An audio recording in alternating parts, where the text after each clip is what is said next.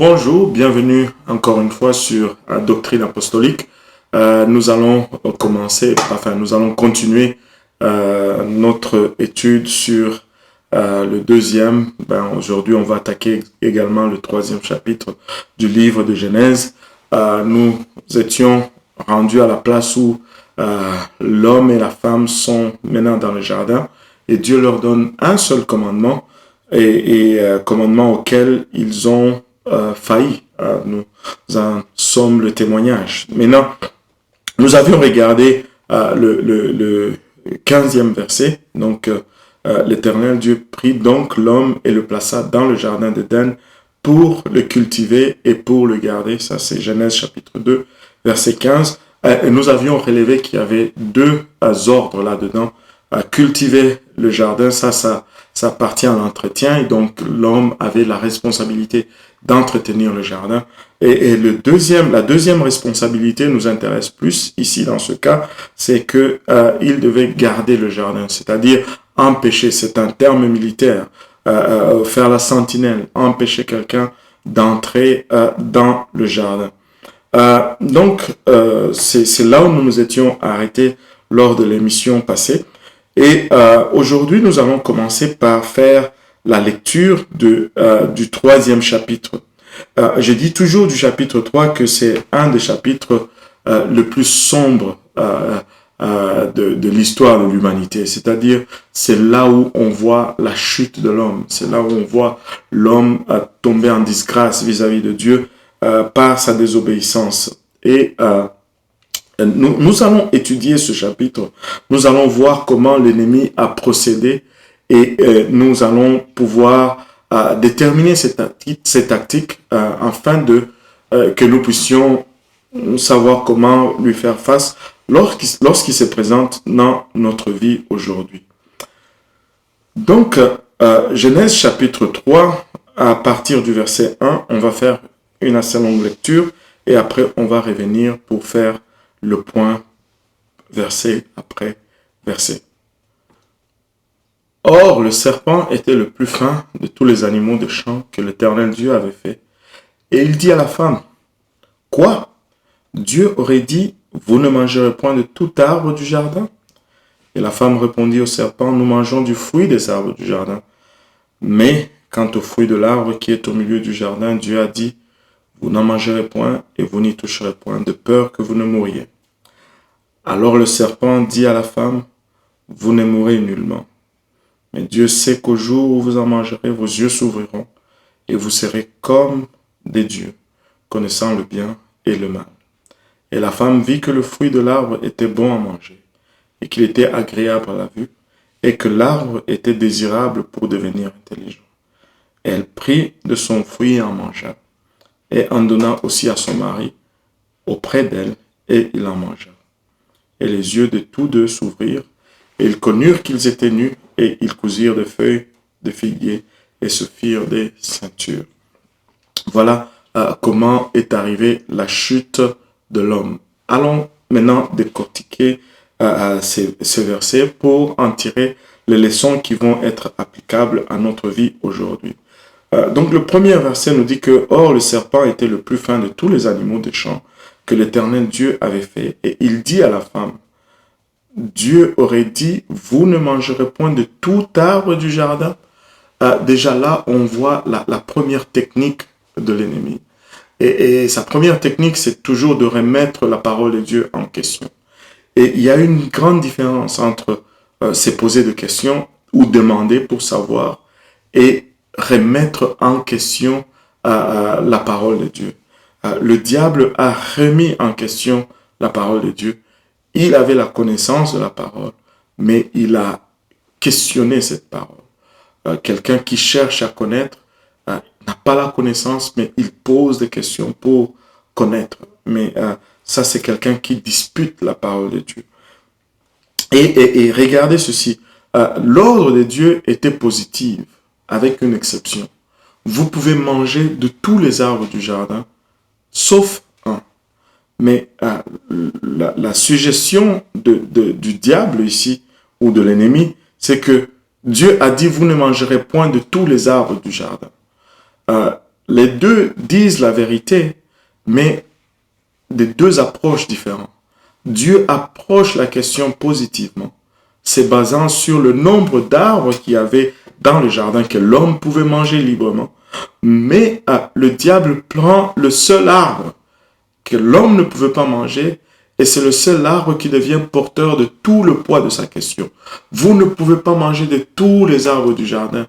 Oui, peut-être c'est vrai dans l'énoncé, mais dans le reflet de la réalité, ce n'est pas tout à fait vrai. Il pouvait manger de tous les arbres, sauf un, mais c'est le seul arbre qu'il ne pouvait pas manger, qui donne le sens à la question du diable. Donc, faire très attention. Quand on devient très négatif, il faut se poser la question d'où est-ce que je suis en train de parler. Comment est-ce que je suis en train d'approcher la situation du point de vue de Dieu ou du point de vue de l'ennemi. Dieu va toujours travailler dans le positif et le diable va toujours travailler dans le négatif. Et maintenant, il crée un doute, il questionne comme ça la parole de Dieu. Et regardez maintenant la réponse de la femme. Et la femme répondit au serpent, « Nous mangeons du fruit des arbres du jardin. » Jusque-là, impeccable. Mais quant au fruit de l'arbre qui est au milieu du jardin, Dieu a dit, « Vous n'en mangerez point. » Parfait. Et vous n'y toucherez point. Là, la lumière jaune s'allume. Dieu n'a jamais parlé de toucher le fruit. Dieu a dit, le jour où vous en mangerez, vous mourrez certainement. Et regardez la fin du discours de la femme, il dit, de peur que vous ne mouriez. Et là, on observe deux choses ici. Elle vient d'ajouter et de retrancher à la parole de Dieu. Quand elle dit, vous n'y toucherez point, elle ajoute à la parole de Dieu. Et quand elle dit de peur que vous ne mouriez, elle retranche la parole de Dieu. Comment est-ce que je peux dire qu'elle retranche? Parce que Dieu, quand Dieu a donné son ordre, c'était une certitude. Le jour où vous en mangerez, vous mourrez certainement. Mais elle dit de peur que vous ne mouriez. Ça devient une probabilité. Une probabilité, c'est plus faible qu'une certitude. Alors, le verset 4 nous dit que, alors le serpent dit à la femme, voyant que la femme ne connaissait pas vraiment la parole de Dieu, il donne son coup fatal. Il dit, vous ne mourrez point, ou vous ne mourrez nullement. Ce qui est le contraire de ce que Dieu avait dit. Il commence par l'approche négative. Il ne dit pas le contraire, mais il l'approche d'un autre angle. Vous pouvez observer cela aujourd'hui. Très souvent dans notre monde aujourd'hui, on ne va pas dire ouvertement le contraire, mais on va approcher le sujet d'un autre angle. Mais après, on va aboutir par dire le contraire. Et quand il remarque que la femme ne savait pas exactement ce que Dieu avait dit, il est allé jusqu'à dire le contraire. Et il dit, mais Dieu sait, au verset 5, Dieu sait qu'au jour où vous en mangerez, vos yeux s'ouvriront et vous serez comme des dieux, connaissant le bien et le mal. Encore une autre chose que l'ennemi utilise très souvent aujourd'hui. Vous serez comme des dieux. Regardez, si nous retournons à Genèse 1, le verset 26 et 27, la Bible nous dit que Dieu créa l'homme à son image. Ils étaient déjà créés à l'image de Dieu. Ils étaient déjà comme Dieu. Mais le diable est en train de leur dire que ça vous prend ce fruit pour que vous soyez vraiment comme Dieu. Combien de fois l'homme a été induit en erreur alors que le diable essaye de lui vendre quelque chose qui est détrimental à sa vie pour l'amener à être ce que Dieu a déjà déclaré qu'il était. Nous sommes la prunelle de ses yeux. Nous sommes l'objet de son affection. Nous sommes acceptés dans le royaume et non rejetés. Nous n'avons pas besoin d'aucun truc de l'ennemi pour être ce que Dieu déclare que nous sommes déjà. Et regardez maintenant la réaction de la femme. Ici, ça devient très très intéressant. Au verset 6, et la femme vit que le fruit de l'arbre était bon à manger. Ça, c'était la première chose. Et qu'il était agréable à la vue. Deuxième chose. Et que l'arbre était désirable pour devenir intelligent. Troisième chose. Elle prit de son fruit et en mangea, et en donna aussi à son mari auprès d'elle, et il en mangea. Je vais juste ouvrir une petite parenthèse ici. Très souvent, tu vas entendre les hommes blâmer les femmes, disant que bon, c'est Ève qui a été séduite, c'est Ève qui a péché, c'est de votre faute si nous vivons ce que nous vivons. Écoutez, messieurs, nous ne pouvons pas aller sur ce chemin-là. Alors que Ève confrontait le diable, alors que le diable était en train de débiter ses mensonges devant Ève, Adam était là à côté, il n'a rien dit. Notre responsabilité, c'est de défendre notre jardin.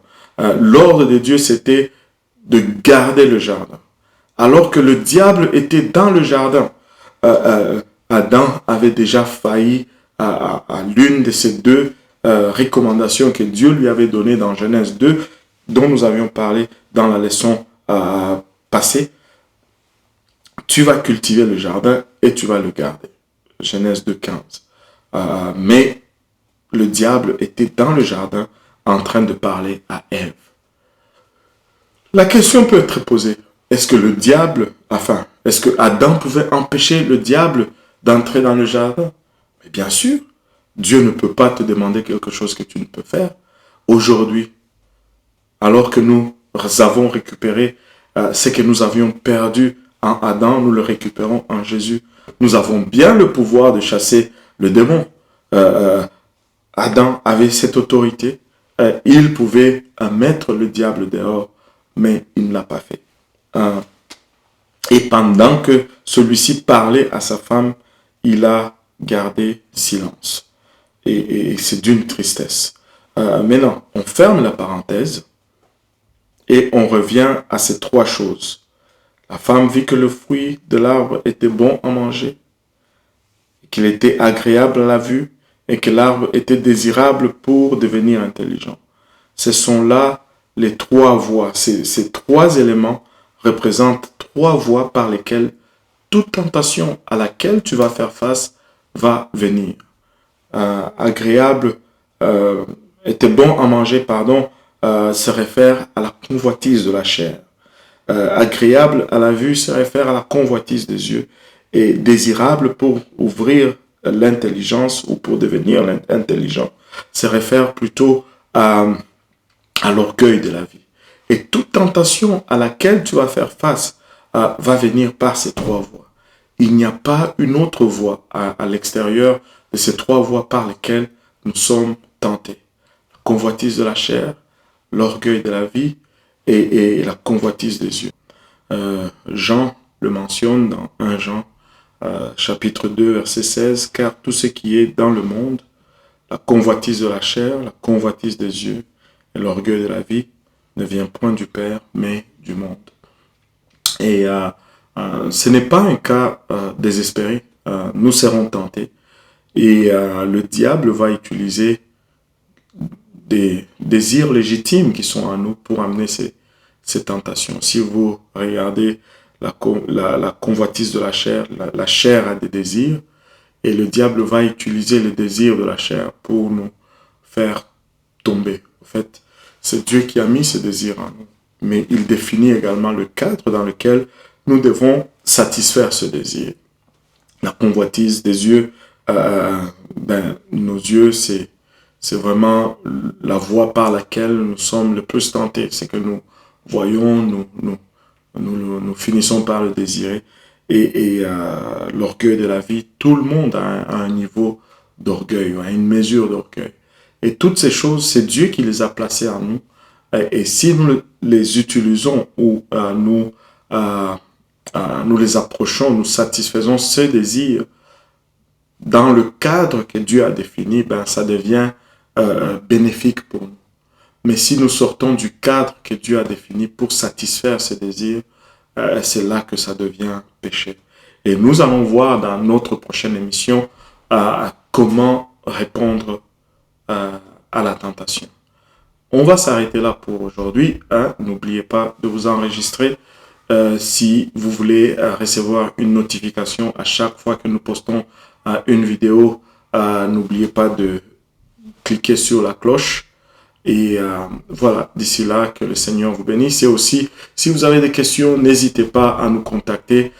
Mettez vos questions dans le commentaire en bas de la vidéo, ou vous pouvez nous adresser ces questions directement sur le courriel qui est mentionné en bas de la vidéo.